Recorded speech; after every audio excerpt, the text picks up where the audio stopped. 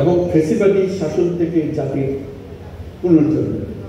আজ আমি গভীর শ্রদ্ধার সঙ্গে স্মরণ করছি 1971 সালের স্বাধীনতা যুদ্ধের সকল বীর মুক্তিযোদ্ধাদের, যাদের আত্মত্যাগে আমরা পেয়েছি স্বাধীন সার্বভৌম বাংলাদেশ। 1971 সালে সাম্য, মানবিক মর্যাদা ও সামাজিক ন্যায় বিচার প্রতিষ্ঠার লক্ষ্যে এদেশের জনগণ সশস্ত্র মুক্তিযুদ্ধে অংশগ্রহণ করেছে। লাখো প্রাণের বিনিময়ে একটি স্বাধীন রাষ্ট্র প্রতিষ্ঠা হয়েছে। কিন্তু স্বাধীনতার অর্ধশতাব্দী পরেও এদেশের মানুষ সুবিচার ও গণতন্ত্র থেকে বঞ্চিত হয়েছে, বৈষম্যের শিকার হয়েছে। 2024 সালের উত্তাল জুলাই ছিল বাংলাদেশের ইতিহাসের সংকটময় অধ্যায়। 16 বছরের পুঞ্জীভূত ক্ষোভের বহিঃপ্রকাশ। এদেশের এই বিপুল সংখ্যক তরুণরা 16 বছর ধরে ক্রমাগত হতাশা নিমজ্জিত ছিল। ভালো ফলাফল করেও চাকরির জন্য ক্ষমতাসীনদের দুয়ারে দুয়ারে ঘুরেছে। চাকরিকে ঘিরে তৈরি হয়েছিল দুর্নীতি, স্বজনপ্রীতি, আত্মবিবেচনা। যে তরুণ ঘুষ দিতে পারেনি, এলাকার মাফিয়াদের সঙ্গে সখ্য গড়ে তুলতে পারেনি, তার চাকরি হয়নি।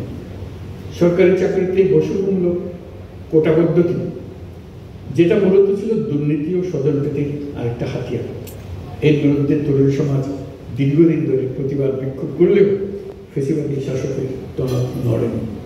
দীর্ঘ এই সময় প্রতিটি সেক্টরে মাফিয়াতন্ত্র কায়েম করে একটি সুবিধাভোগী শ্রেণী তৈরি করা হয়েছে, যারা আর্থিক ও অন্যান্য সুবিধার বিনিময়ে স্বৈরাচারের পক্ষে কথা বলবে, কাজ করবে। স্বৈরাচারের পক্ষের সঙ্গী হলেই তার চাকরি হয়, কাজ মিলবে। সরকারি প্রতিষ্ঠান, শিক্ষা প্রতিষ্ঠান, অর্থনৈতিক প্রতিষ্ঠান, এমনকি বিচার ব্যবস্থা, আইন শৃঙ্খলা বাহিনী, গণমাধ্যম ও সাংস্কৃতিক মণ্ডলেও এই ধরনের সুবিধাভোগী শ্রেণী তৈরি হয়েছিল। এদেশের গরিব মেহনতি মানুষের পয়সা লুট করে পতিত ফেসিবাদ ও তাকে সহযোগীরা এক একজন টাকার পাহাড় গড়ে তোলে। সীমাহীন দুর্নীতির কবলে পড়ে অর্থনীতি ভেঙে পড়ে। এই 1.5 যুগে প্রতিটি ন্যায্য দাবি, প্রতিবাদ, বিক্ষোভ চলাকালে পুলিশের পাশাপাশি দলীয় সন্ত্রাসীরা অস্ত্র হাতে আন্দোলনকারীদের পিটিয়েছে। গত 16 বছরে যারাই সরকারের সমালোচনা করেছে, নাগরিকদের অধিকারের পক্ষে কথা বলেছে, তাদেরকে গ্রেফতার অথবা গুম করা হয়েছে। লাখ লাখ বিরোধী দলীয় রাজনৈতিক নেতাকর্মীদের নির্বিচারে আটক, গ্রেফতার করা হয়েছে। এই ভয়াবহ পরিস্থিতিতে 24 জুলাইয়ে দেশের ছাত্র সমাজ, তরুণ প্রজন্ম, সাধারণ মানুষ সবাই একত্রিত হয় এক নতুন দিনের প্রত্যাশায়। সমস্যার তারা বলে ওঠে, এবার ফেসিবাদকে যেতে হবে।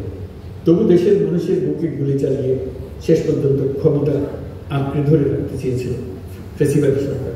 তারা নির্বিচারে গুলি করেছে, গ্রেপ্তার করেছে, ইন্টারনেট বন্ধ করে হত্যাকাণ্ডের তথ্য লুকাতে চেয়েছে।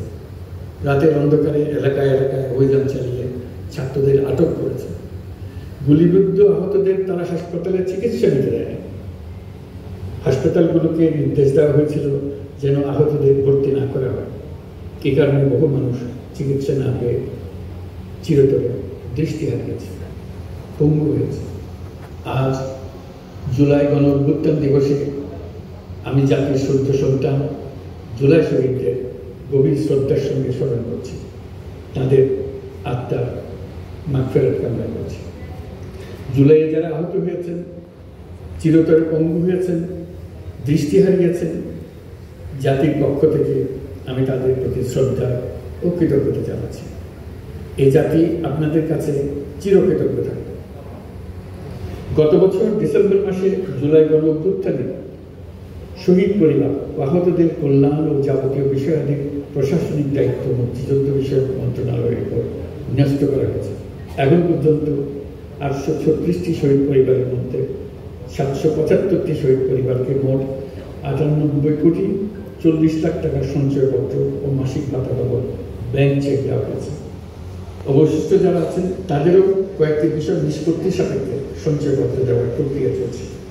এর পাশাপাশি আহত 13,800 জন জুলাই যুদ্ধে 3টি ক্যাটেগরিতে নগদ টাকা ও চেক বাবদ মোট 153 কোটি 4 লাখ টাকা প্রদান করা হয়েছে।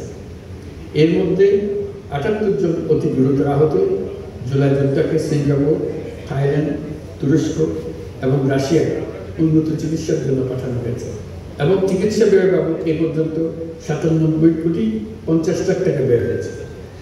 জেলা উপজেলা পর্যায়ে সকল সরকারি হাসপাতাল বা ক্লিনিক বা স্বাস্থ্যকেন্দ্র, মেডিকেল কলেজ হাসপাতাল এবং সরকার কর্তৃক নির্ধারিত বিশেষায়িত হাসপাতালগুলোতে সকল শ্রেণীর আহত জুলাই যোদ্ধাদের অগ্রাধিকার ভিত্তিতে বিনামূল্যে চিকিৎসা সেবা দেওয়ার সিদ্ধান্ত হয়েছে।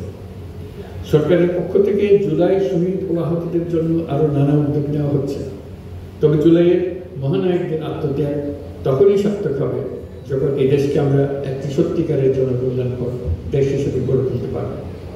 আজ আমরা কেবল অতীত স্মরণ করতে আসিনি, আমরা একটি শপথ গ্রহণ করতে এসেছি। শপথ এই, আমরা কোনো ধরনের নিপীড়নের কাছে মাথা নোয়াবো না। আমরা প্রতিষ্ঠা করব একটা জবাবদিহিমূলক, মানবিক, গণতান্ত্রিক এবং বৈষম্যহীন রাষ্ট্র, এমন রাষ্ট্র যা সবসময় জনকল্যাণে কাজ করবে। জুলাই শহীদদের আত্মত্যাগ আমরা বৃথা যেতে দেব না। তাদের আত্মত্যাগই হবে আমাদের পথ চলার প্রেরণা, তাদের স্বপ্নই হবে আমাদের আগামী বাংলাদেশের নির্মাণ রেখা।